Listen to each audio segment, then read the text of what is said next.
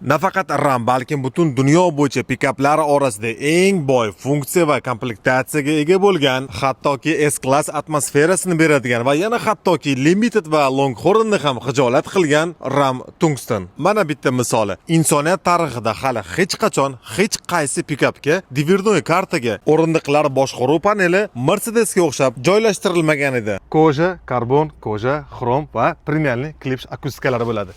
2040-yili GM bunaqa aksessuarlarni sizlarga podarishni qilib bermasligi mumkin. Podlokotnik ko'rasizlar va Abduf podografga joyi ham bor.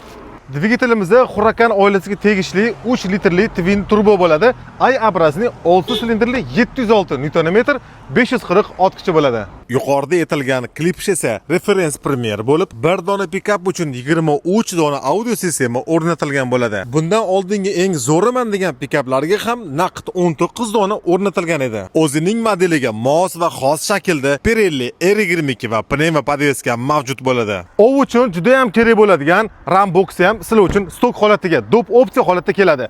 RAM Tungsten ham RAM R3 sotuvimizda bor.